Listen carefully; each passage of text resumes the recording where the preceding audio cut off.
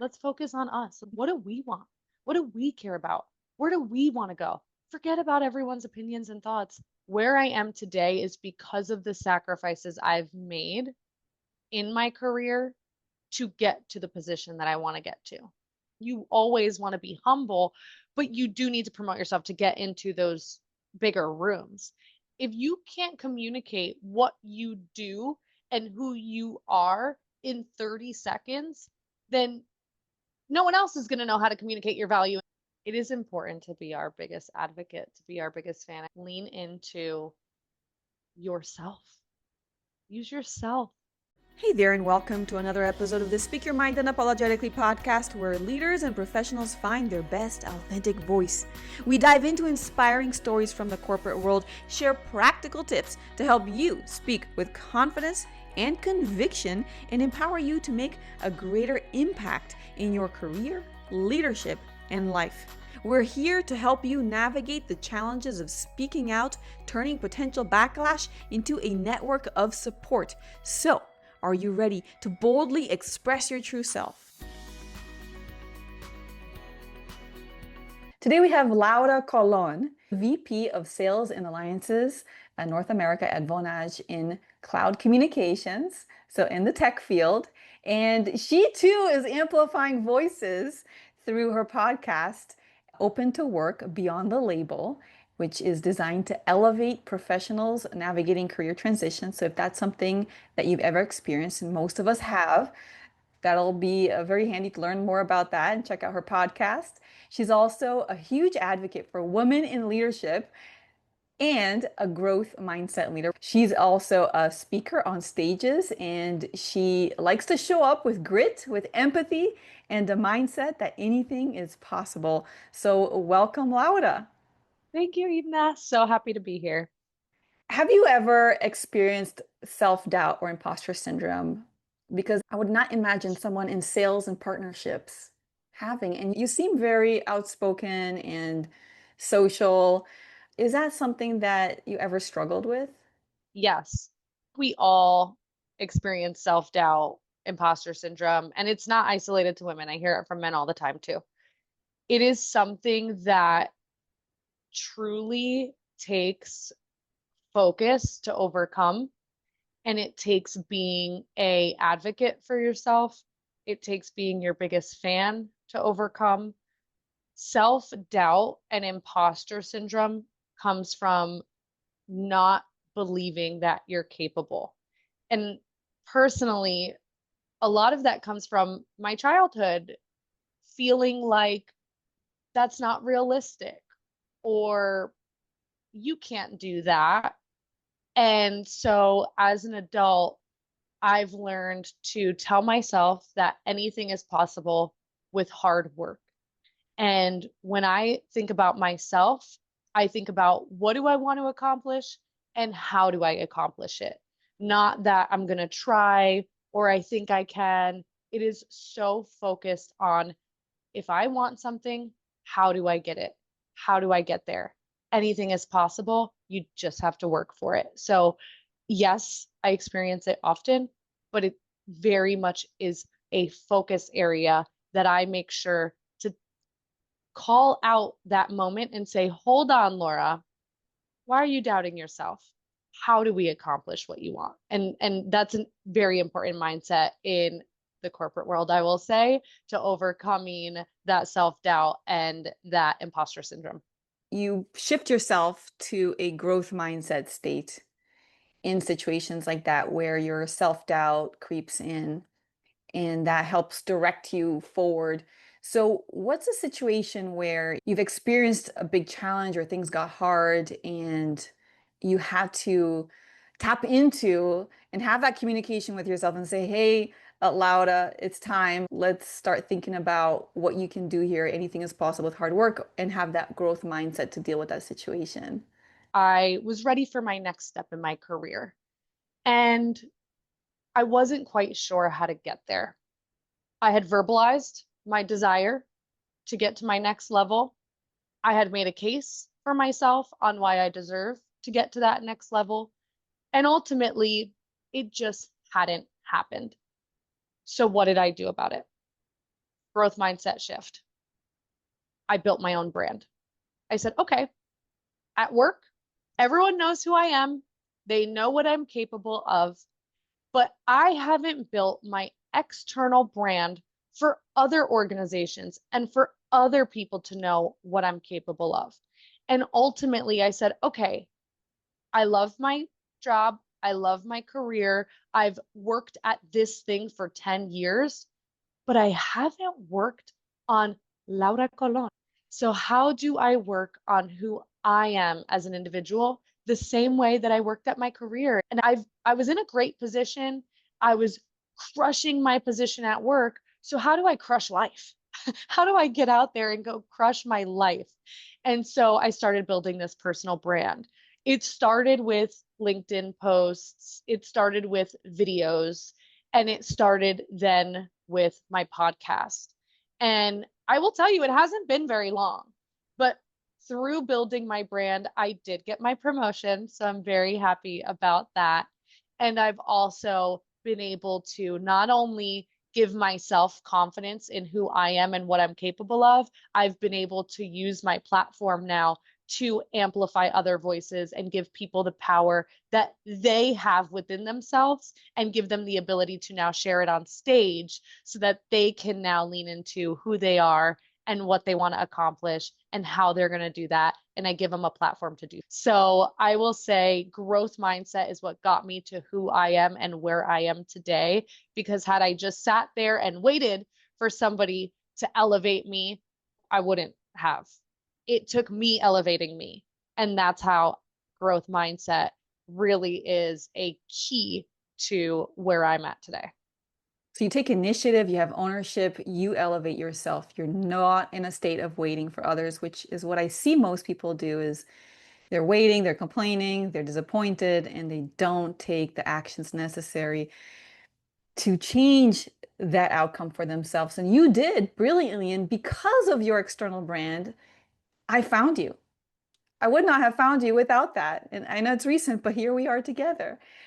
That's brilliant. Another thing, I was always being interested in others. So I always thought, oh, if I want to be a great person, a great leader, I have to be interested in others, which I am. But it's not enough. We need to be interesting as well. And you seem to balance that perfectly on being interested in people and being interesting to others by building that personal brand. Thank you so much. And what I will say is, so many of us, myself included, we scroll, we look at the content, we're looking at all of these other people making a name for themselves. We need to go and create that for ourselves. We have that ability now. If you think back, I remember when I was a kid, I was like, I want to be on big stages. I want to be famous. That's what I wanted when I was a kid. Okay. And then you get life happens, and now I'm in a corporate career and I'm behind a desk and I'm not doing any of the things that I wanted. Right. But we all have the capability of actually creating our own platform. So back in the day, you think about Oprah and you think about Jimmy Fallon and you think about all of these people that have these incredible platforms that they were basically given the opportunity to create this media company. Now we all have the ability to create our own media companies. We have free platforms to build our own brand. Wow. Let's take advantage of that. It is wow. And here's a rule that I have for myself. I don't always follow it, but I want to spend more time creating, producing content than consuming content. Yes, absolutely. It empowers you in so many ways. When I'm sitting in the car, I don't like to listen to music anymore because I just need my thoughts. And so I'll sit with my thoughts and I start to use my voice notes and I think about what are the things that I want to talk about? What are the things that I care about? What are recent experiences that I can use as a learning lesson and a talking point to teach others how to overcome similar challenges, but just in different stories? And that's powerful that you capture that through your voice notes because a lot of people are successful and they don't know exactly what they did to achieve that success. That takes stopping and thinking about, okay, what did I do? What worked here or what didn't work? And being able to articulate that to other people so that they can benefit from that learning. That makes that teaching moment so much more powerful. And taking notes in the moment when you're thinking about things, when you're going through it, captures the moment and what's going on and what's working, what's not, and goes deeper into that. So it's fantastic. Yes, thank you. And that's one opportunity area I have is more journaling. I do my best in the moments that I have the idea, but intentionally sitting down and thinking, reflecting, and planning for the future is something that it's an opportunity area for me, no doubt about it. But that is where you see very successful people get where they want to go because they reflect on, okay, how did I get to where I am right now? And then how do I get to where I want to be? We need that time. Otherwise, we become what other people want us to become. The number one regret of the dying, in that book written by the palliative nurse who had conversations with people who are about to die. And it sounds really sad, but it's also inspiring because the number one regret was I wish I had lived the life that I wanted, not the life that other people wanted me to live. And if we're not doing the thing that you're suggesting, reflecting, journaling, that's a huge risk. Absolutely. We spend way too much time thinking about what other people want for us, what other people think about us, what other people share in terms of feedback for us. Forget about it. Let's focus on us. Let's think, what do we want? What do we care about? Where do we want to go? Forget about everyone's opinions and thoughts. Focus on ourselves, and that will create happiness Oh, within you. it will. And it's such a huge challenge for people these days because we get overcrowded by other people's opinions and thoughts, cultures and expectations. Now, have you found mentors and sponsors in your journey? You're a VP right now. I'm sure there were pivotal points in your career to take that next step. Were there any mentors or sponsors involved in any of those steps for you? Yes, and some of them formal, some of them informal. Mentors are critical in terms of getting just outside feedback that you can trust. So when I think about a mentor, it's somebody who is where I want to be or has done what I want to achieve. Too often, we get advice and feedback from people who've never done what you're trying to do or who don't have any clue of how and what you want. Step one is getting in the room with like minded people who have been where you want to go. And so, step one for me was I joined an organization called Girls Club. And I joined as a mentor, actually. What I didn't realize was that I was going to get all of these other informal mentors through the program. I join all of the live sessions, and wow, what incredible feedback I get from these women who have achieved a lot of the things that I want. It's women who have been on stages telling their story. It's women who have done TEDx talks. It's women who have broke barriers and shattered glass ceilings. I get that feedback informally just by being a part of the program. Again, it goes back to investing in yourself. And so that's been incredible. Then at work, I've had mentors, again, formally and informally. I have one of our data analysts. He has been in sales and he's just seen a lot of things. He looks at the data and he gives me feedback based on data. And I love it. Wow, what an incredible mentor to take the data and to look at my business and help me to get to my next level. That is a great mentor. Now, from a sponsorship perspective, sponsors are people who will advocate on your behalf when you're not in that room. I had a leader who did that. And I know she did that because people would constantly tell me, hey, this leader thinks great things about you. Hey, this leader speaks so highly of you. I knew that she was saying great things on my behalf. And when ultimately she did decide to leave the organization for a new opportunity, she advocated for me to take her spot. That's a sponsor. And I've had it, and I'll tell you, I could never respect a leader more than being someone who advocates on your behalf and advocates for you to be in that position when they leave. Sponsorship, it makes a tremendous difference. It got you the position in one of your promotions. And most people don't really know how to achieve that. How do you get sponsors? What do you think you did that contributed to her wanting to sponsor you? It was very hard work. I'm a hard worker, but it's also sharing what you've done great, right? I look, leaders are busy, myself included. I can't know what you do all day, every day. In fact, I'm not a micromanager, so I'm not going to know what you're doing all day, every day. But the people that I elevate and the people that I advocate for are the people who come to me and say, hey, these are the things that I've been working on.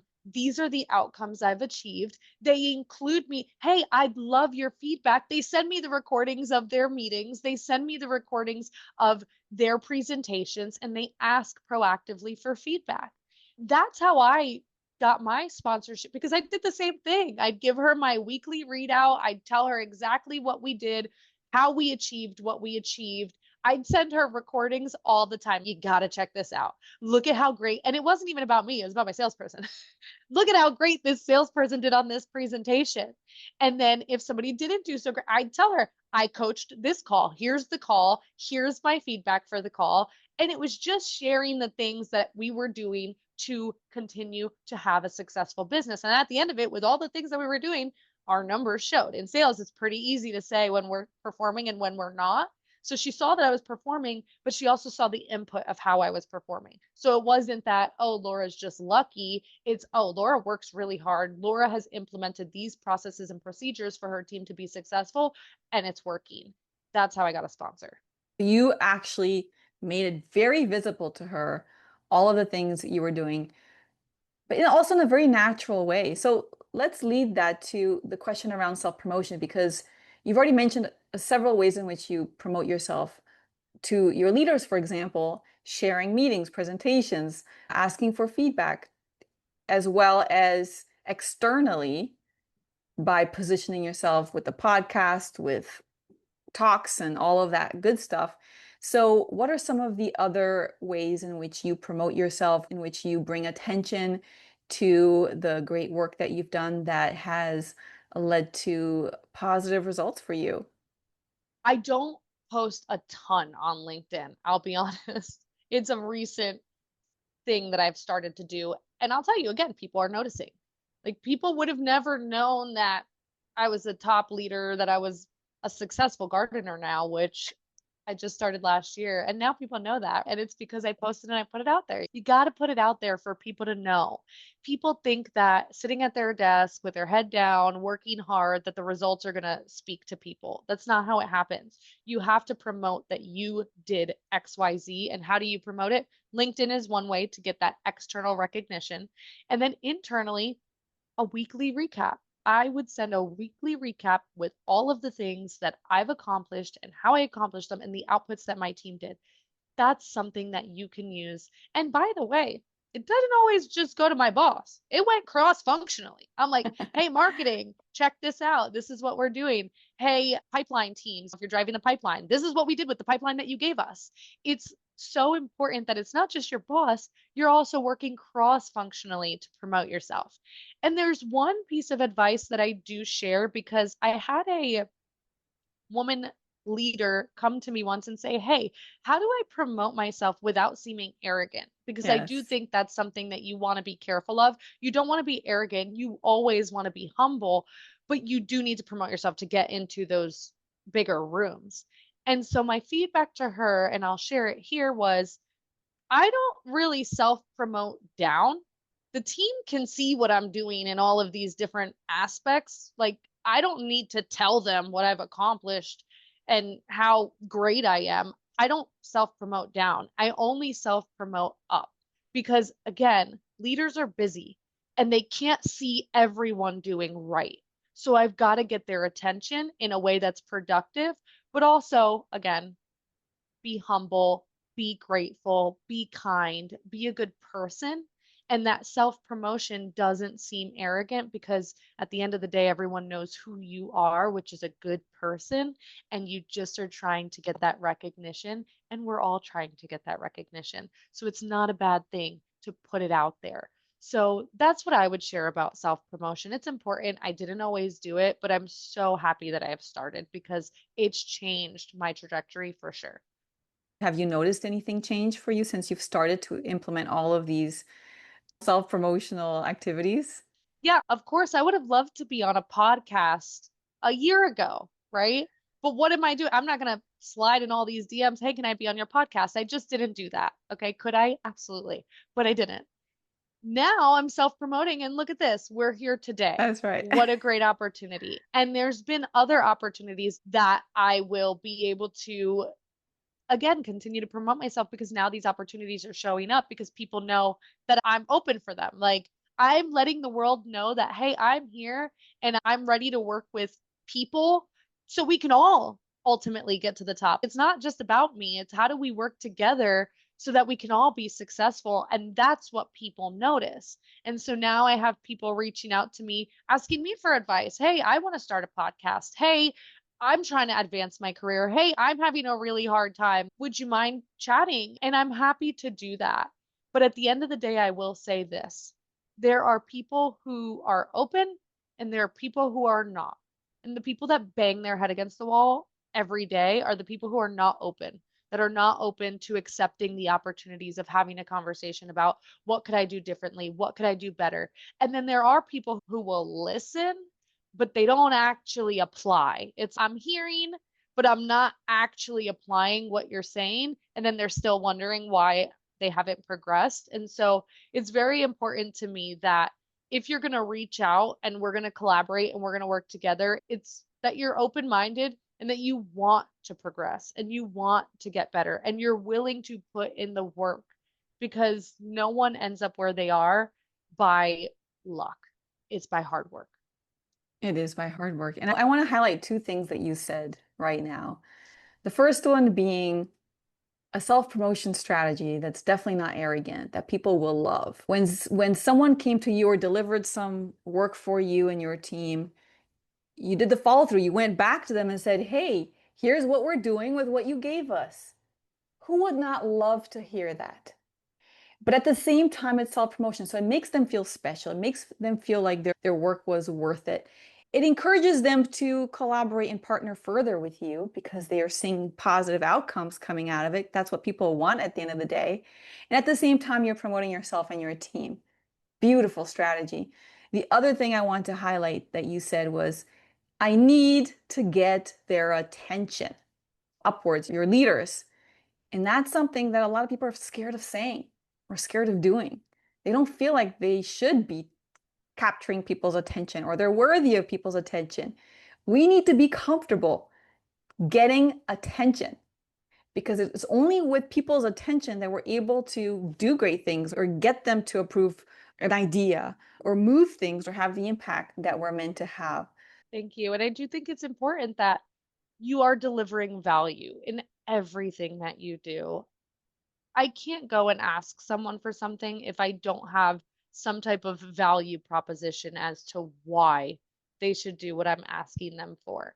And so I just think it's so important to call out that you can't always say, gimme, gimme, gimme. It's what are you going to give in return for the get? Delivering value is critical in your career. So in anything that you're asking, you better be delivering to. And this podcast, our listeners, I feel like they're big givers. They know how to give, they love giving, and they're looking for ways to create value. But I feel like what's holding them back is this feeling that to be humble, to be kind, means that they cannot command attention, means that they cannot ask for anything, means that they can't promote what they're doing. And that's actually holding them back from the impact and the value that they can create. Then let's say it the other way. Don't just deliver value, you better get something in return. And by getting something in return, you can give more. It's part of the process. Sometimes we need resources, we need attention to be able to multiply our impact. Absolutely. What are some of the most defining career conversations or professional conversations that had some level of breakthrough for you? When I was seeking the ability to move up in my career, right? First of all, to get to where I am today, I had to make a lot of sacrifices.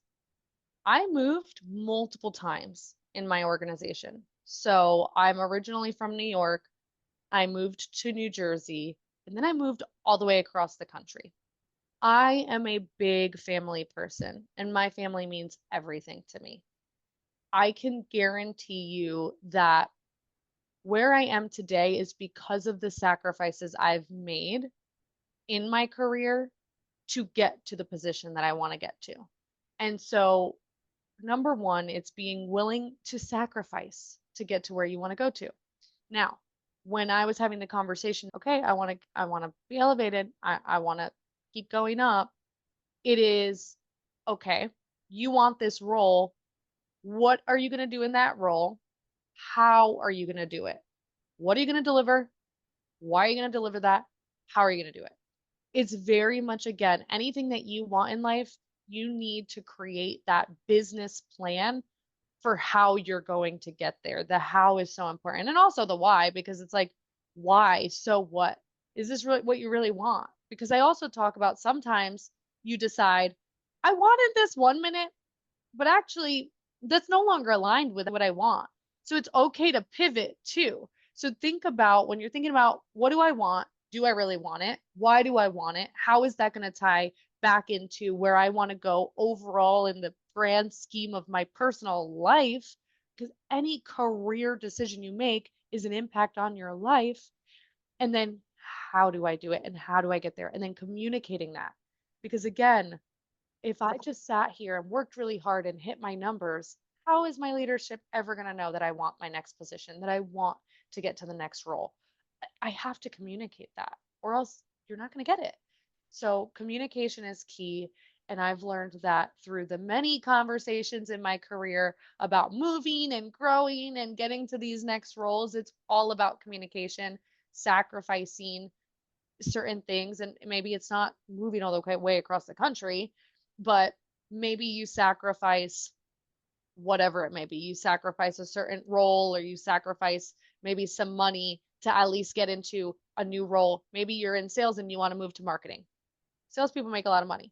You might have to sacrifice some money to move into that role, but then you have the opportunity to achieve other goals in life. So those are some of the things that I think about when I think about those career defining moments. Most people, they're not really considering what they're willing to sacrifice for that next big thing. And so they don't even understand how hard it is at times. And those people that do achieve those things, they are putting in a lot. So in your case is the moves. For other people, I've heard just the vast amount of travel time, right? They're not at home most of the week. They're just on the road. We need to be smart about driving that and building mutual value through that communication. And that's where the positioning and the promotion business plan came in for you. And that's what worked. It's not just saying, hey, I want a promotion, which I've had employees come to me and say, Ivna, I deserve a promotion because I'm having one more baby. That's not really helping your promotion. It's not working. But there are people that still say things like that without being, and you talked about value earlier. That's adding value in the conversation. Yeah, that's something that is so critical. And my podcast, I had a speaker come on and she talked about being able to communicate your value in 30 seconds. If you can't communicate what you do and who you are in 30 seconds, then no one else is going to know how to communicate your value in 30 seconds. So they're not going to know what your value is if you can't even communicate it. So being able to communicate your value is key. And then, yeah, when you're asking for a promotion, you're communicating your value, what impact you've made, and now what impact you're going to make in the next role. And same thing with, you mentioned your weekly notes around what you and your team accomplished. If we can't take the time to articulate that in a sentence or two, then nobody else will. And that's an exercise I do with people. They spend 10 minutes rambling about the thing that they're proud of, and they can't really distill it down. And it's literally a whole interview process to figure out what they're talking about and then distill it to one phrase. And then when they see the phrase, they're like, wow, I sound really important. This is amazing. But they You didn't take the can't, time and then expected someone else to magically remember or know the value they created. yes. Any executive email you read is very short. You can't send a long email to an executive. In fact, my dad always says this to me. If you don't catch my attention in 8 seconds, you've lost me. And I'm learning that now I am that person. If my team is giving me a whole dissertation on something, I'm like, can you get to the point? So people just need to learn how to get to the point very quickly because it's not just me, it's a lot of people who don't have time for the dissertation. Just get to the point. I had some coworkers that had these massive, long, chunky paragraphs and emails that when I saw, I'm like, oh my gosh, let me just bury this for the future. Let me look at it later. So how do you respond when you get one of those emails? I'm going to be honest, I don't really read them. I will pick up the phone and call somebody before I read that long email. I'll be like, hey, I saw your email. What do you need? I don't have time to read a long, gigantic email. Like, just get to the point. So honestly, I really don't read them. And that's when, for my salespeople, even, they'll send a recap email and we'll look at it and I'll say, how can you make it shorter? I want it to be as impactful, but how can you make it shorter? Make it shorter and send it back to me. Because sometimes they want me to read through. What do you think about this, Laura? I want you to make it shorter. And the longer it is, the least influential you are in your Yes, communication. correct. Lauda, have you ever faced some type of pushback or resistance when you were trying to move forward or share idea or speak up or get something moving? Yes, of course, all the time. There are going to be many different personalities and people that you work with that have their idea or their way. And ultimately, I'm going to speak up anyway. If I don't agree with your idea, I'm going to say that out loud. Why? Because if we proceed with that idea, that's okay. I loved the last podcast because we recorded together. It was the last one. We talked about when Amazon has a meeting, we all decide what's happening in that meeting. And after that meeting, we're not talking about it anymore. we're doing this thing. If I didn't take the opportunity to speak up and say, that's not going to work and here's why, and we progress anyway, then it's never going to be for lack of speak up. And then when that thing doesn't work out, we could always go back, plan B. Hey, I'm ready. I've got plan B. And so it's important that if you don't agree with something, just speak up and say it. Throw the information on the table, the why, because just saying you don't agree is a bad thing. Saying why you don't agree is a very good thing. They may not take your idea. That's okay. At least you've shared it. And if this path that they've chosen doesn't work out, there's always an opportunity to go and move forward on your path. And when you do share your disagreement, how have people responded to that? And I love the tip on the why. That's crucial. That really makes a huge difference. Yes, when you speak up and you disagree with someone, you're going to have different personalities that you deal with. Some people will be defensive. Some people will be accepting and hear your feedback and accept your feedback. And maybe they even adjust their idea to meet your idea in the middle.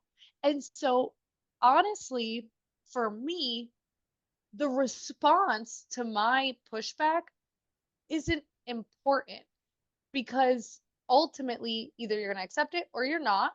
And either way is okay.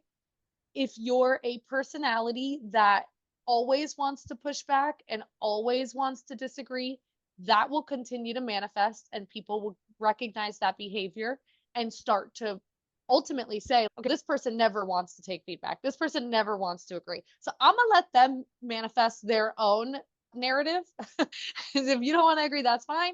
Other people can see that you never want to agree and that's you. And we'll decide what to do with you later. But in the situations where they accept my feedback and we're meeting in the middle, guess what? Now we're collaborating. And wow, what a better culture. So it's so important that you give that feedback. And at the end of the day, you're going to have somebody that disagrees, doesn't agree, accepts it, doesn't accept it. It doesn't matter. At least we're giving the opportunity for collaboration. We're opening up the conversation for collaboration. And a good leader is going to facilitate that and not actually allow somebody to just shoot your idea down and just progress forward and not even talk about it at all. A good leader is going to say, let's dig into that a little bit further. Why don't you agree with that? And start facilitating the communication. So actually, it all comes back to leadership, making sure that they're creating that speak up culture and creating that culture of collaboration so that ideas can be shared, they can be worked through, and ultimately we have an ability to move forward with everybody on board. Let's go there in a second because I'd love to hear your thoughts on what leadership can do to get others to speak up. But I want to comment on something that you just said, and it has come across in several of your answers, which is you'll speak up and you don't take responsibility for other people's feelings. And that's so important. A lot of people will personally take responsibility for other people's sentiment and feelings and almost take blame themselves if someone doesn't like that you disagreed. Now, if you know that you've communicated in a respectful way, you've shared your why, right? You listen to them and now you're sharing your perspective, then there's no reason to take responsibility if someone doesn't respond well to your speaking up. You do that very well, which is differentiate and separate those two things. So that allows you to be able to speak up and not get beat down and discouraged every time someone doesn't like what you said for whatever personal traumas they have in their past. But on the flip side, if it does work out, then you get all of the benefits that you were talking about. You're able to influence outcomes and decisions and ideas and build more collaboration and partnerships. The reality is you can't get your way 100% of the time, and you should prepare for negative feedback. You should prepare for people to push back. You just prepare for that. And at the end of the day, if it's somebody who's aggressive actually and not collaborative and not open to ideas, that's a problem with them, not you. Absolutely. Now, going back to what you mentioned, which is great leaders will notice when someone is not agreeing and they'll try to ask more questions and try to figure out what it is, and they're going to open up the conversation. What other things have you done as a leader to encourage others? And this could be your team, this could be with other stakeholders to speak up and to share and to disagree and to talk about their mistakes and to be bold in their communication. First of all, starting with open-ended questions is critical. The open-ended questions are who, what, where, when, why. Just for those.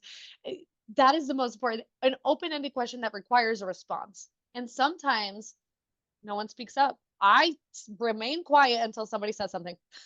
I'm not going to speak. It's your turn. One of you will speak. And if I have to call somebody out, I will. I'll just be like, hey, XYZ, what do you think? And so open ended questions are critical. The other thing is sharing your opinion last, because sometimes a leader shares their opinion first.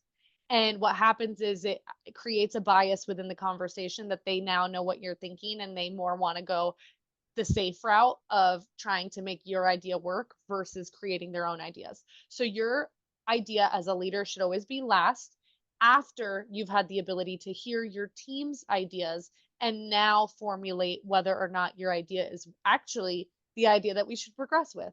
So open-ended questions, facilitate the conversation, force people to talk, and then share your idea last. And the technique of staying quiet when people are not speaking up. You ask the open-ended question and no one's saying anything. First of all, a lot of them are just processing and trying to figure out what do I say? They're trying to come up with ideas. Second, they're trying to figure out how to articulate that idea intelligently and concisely to the group and their leader. So they need a little bit of time to process that. And you do public speaking and you probably use this as well. When you ask the audience if they have questions, it's very common to get silence. And just by staying there, like you said, being quiet and just maintaining eye contact with people, one by one, moving around and waiting is ultimately going to get someone to raise their hand and speak up. And once the first person speaks up, the second person feels more comfortable and encouraged to do so. And then the third person, soon enough, there's not enough time for so much ideas and contributions that are coming from that group. My CEO at my company He's great at this. We have a speak up culture. That's part of our culture. And so when he has his global leadership summits, he has mics around the room. And this is the exact thing that we do. It's okay, this is what we're talking about. Who doesn't understand what we're talking about? What ideas do you all have to make this better? It's the open-ended questions, it's the sitting and waiting. Then if no one has he'll ask them questions. He'll say, okay, actually, I heard this. What do you think about that? So it's great. It's facilitation of the speak up culture. And I'll tell you, it makes it a better organization for it. It does. And it's interesting you say that. I often get groups that have events, workshops, and things like that. And they tell me my group doesn't speak up. They're very quiet. They don't expect them to speak. They don't engage. They're really very reserved. And they speak up like crazy. So it's not about the people who don't speak up. If people are not speaking up, the problem is not the people. And that's something to keep in mind as a leader. So I love what you said in the example of your CEO, and it's fantastic. That's my mission, to get more companies to be just like yours and have that speak up culture across. Now, what was the hardest no that you had to say? And where did it come from? What was the context? And how did it go for you? So I was at one point doing multiple jobs to support the organization in achieving our mission. Somebody had left the organization. They needed somebody to step up and take that responsibility, and I did. But at some point, I wasn't able to effectively do my dual job because I was just doing too much. And so at some point, I had to step up and just say, look, I can't do both. I am so passionate about our mission. I want to continue to rise in the organization and do more in the organization, but this is something that I have to stop doing in order to be effective and in order to achieve the missions and goals of my current role. So that was extremely hard to do because when you say no, there is this perception that I'm not being a team player. I'm not doing my job. So often we feel the need to do what we're being asked of. But if it means that it's going to compromise your work and it's going to be a negative effect for the organization, and you just truly don't have the time or the ability to achieve what they're asking, you have to say no. Because then ultimately it's just going to reflect poorly when you don't do that thing that they're asking well and you're not doing your job well because you've taken on too much. So it's so important to learn how to say no in those situations. And I will tell you, it was not easy for me to do. But since then, I've learned the power of Yeah. no. I love saying no now. It's great and it feels so good. And it puts me in a place where I can be so much more effective at my job because I've learned the power of no. When you said that no, and again, here in this example, you also gave the why, which is super critical. What was their response? Was this with your manager or with someone else? Yeah, I was with my boss at the time and they understood. Were they happy? Probably not. Did they express lack of happiness? No. But I know that it put more responsibility on them to go find somebody to do the job. So they probably weren't happy, but at the end of the day, they were respectful and they understood that I needed to do what was right for the organization. And because I led with why, they were able to understand and be empathetic to me in that situation. And ultimately, we worked it all out. When you don't say no, you're basically delaying the hard conversation because there's going to be another uncomfortable, probably more unpleasant conversation around feedback and performance down the road Mhm. just because you couldn't do the say no right now. So let's get things done, say what we need to say now, and not procrastinate these hard conversations because that's all that's going to do is make us feel guilty and have a weight on our shoulders until the negative consequences of not saying no unfold. And then we're going to be forced to have a negative conversation. So why not willingly, voluntarily, in a controlled environment, say no? Yeah. And here's the other thing, we often get asked to do something without a deadline. And it's Mm, so important that we set expectations on what's the deadline on, because ultimately there's going to be times where that deadline is unrealistic. And you need to be prepared to say, I want to get this to you. I'm going to get this to you, but I need this amount of yeah, time because it won't get done. Let's just set proper expectations, because whoever's asking you needs to know when you're going to be able to get it. And so, again, it's just not an easy conversation. You want to meet every deadline, but if there's other things on your plate and you're not able to accomplish it, it's going to be better to have the conversation up front and say, I can't meet that deadline, than to not meet the deadline. And now the leader wasn't expecting that. And now they're really trying to figure out what I do now. absolutely. And there's an opportunity at that point for the leader to say, okay, what if we do this? Make adjustments to the ask. We can also ask for additional resources, or if there's a situation where we can get some level of support that could facilitate things for us and make us be able to meet that deadline, that's also an opportunity to negotiate. We should be negotiating way more than we negotiate. I don't know why people don't negotiate more across all areas of their life. It's a process of exchange and creation of value, of mutual value. Laura, you created an amazing podcast called Open to Work Beyond the Label. Tell us a little bit about why you started this podcast. What are you trying to achieve with it? And what have you learned so far? I've learned a lot. People always question things that you do in life. We talked about that earlier. I got a lot of questions about, Laura, why did you create a podcast called Open to Work? Are you open to work? And I'm like, no, but I'm a people person and I care so deeply about others. And I want to see people be successful in their life and in their careers. And I couldn't continue to watch people that I knew, people that I cared about, have these open to work labels and feel just hopeless and helpless and unable to progress. So many people right now have just so many negative feelings about being open to work. I look at open to work as an opportunity to reinvent yourself, an opportunity to take on something new, an opportunity to take some time for yourself, because a lot of us don't actually get that. Now, there's going to be people who financially don't feel capable to take time to themselves. And I can understand that. But if you have the ability to really reflect, like we talked about earlier, on where you have been in your career up until this point and decide really truly, what do I want for my next career? That's a blessing. Not many people get the opportunity to reflect. And so I just see a lot of people out there having these really negative feelings about being open to work. And I wanted to shift the narrative. I wanted to say, look, I know it's hard. I know the process is broken.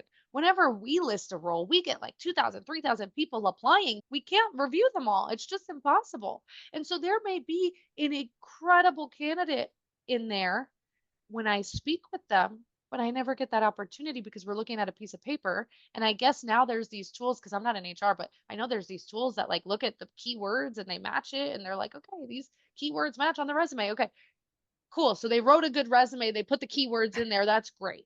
But it doesn't mean that they're the best person for the role. And we actually might not ever get to talk to the right person because they don't have a great resume or they didn't put the right keywords or whatever the case may be. So, open to work beyond the label is a opportunity for people who are open to work to step into the spotlight and highlight who they are beyond the open to work label. Like, who am I as an individual? What am I capable of? What value can I bring to an organization?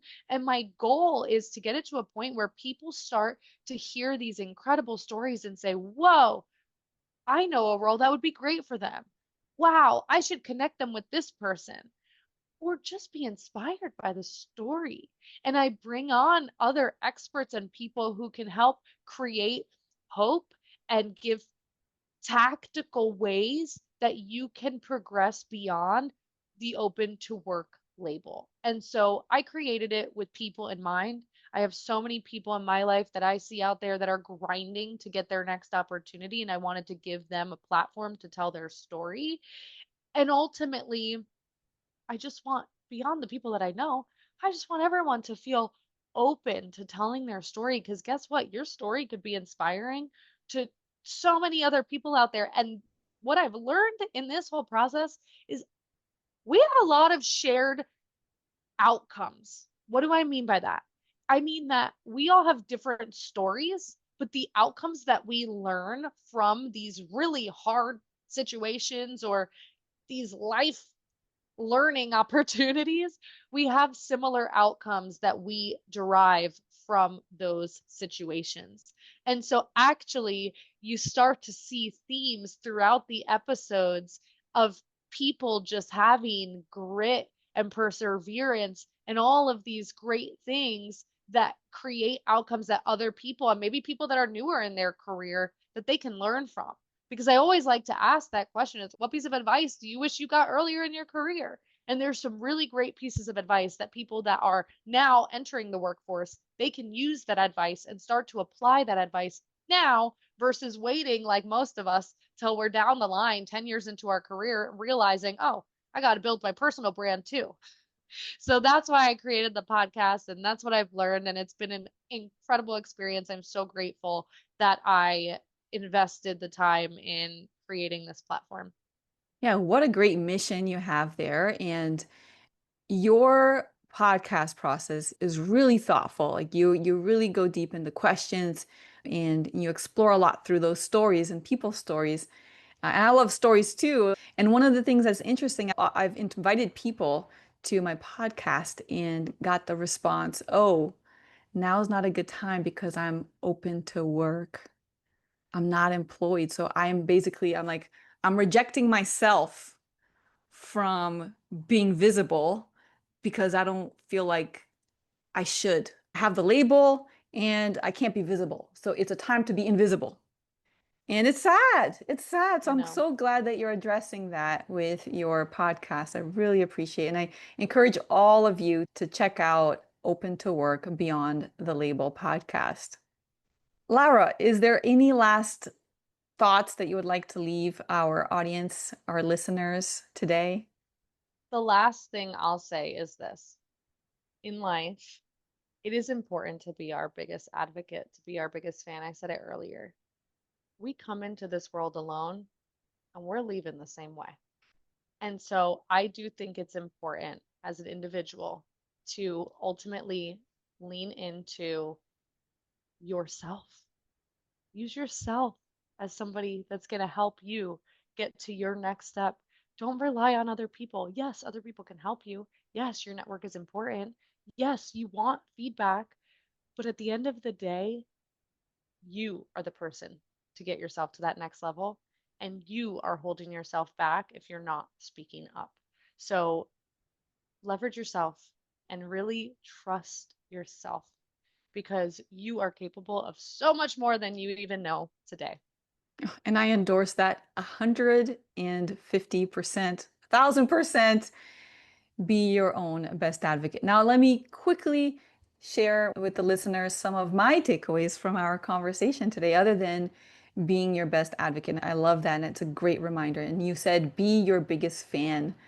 And that's also an important one, regardless of what other people tell us. We have to be our number one fan, no matter what. You also talked about promoting yourself externally and internally to your mentors or potential sponsors, especially upwards, by doing so in a very non-arrogant way, but showing the value that you're creating, taking the time to articulate that, as well as building a positioning externally with LinkedIn, leveraging all of the wonderful media and social media that we have available to us right now that we didn't have before starting a podcast like you did. And that'll give you tremendous opportunities as well.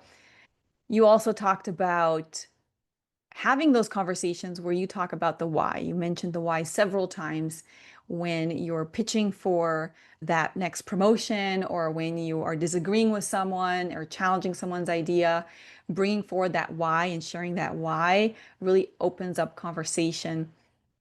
You also talked about helping others speak up, and you shared some great tips around having those open conversations, letting the silence do its job until others feel encouraged to share. and building that speak up culture over time, and the wonderful job that your CEO does as well in those big sessions to get the group to share. These are all fantastic. Thank you so much for joining us today, Laura. These are phenomenal tips, and let's make sure to be our own best advocates. Thank you, Ivna. I'm so grateful for the opportunity to be here today, and I really hope that I can impact even one person with my message because ultimately that's all it takes. It takes one person. If you can just share your story and impact one person, it is all worth it. So, thank you again. It's been an absolute honor to serve you today. If you want to go deeper on how you can speak your mind with confidence at work, go watch one of my several free trainings at assertiveway.com/free. Because in those trainings, you're going to learn the skills that you need to speak up with confidence and without being rude. Like how to say no, how to express your ideas in meetings, how to express how you feel, how to ask for what you want, ask for that promotion that's due, deal with difficult people, difficult conversations, handle criticism, give thoughtful, constructive criticism to your team members or others, to self-promote without bragging, and much more. So these are the kind of skills that your parents, your teachers, your bosses may not have taught you, but that are going to make all the difference in the world in your career, in your relationships, and in your happiness.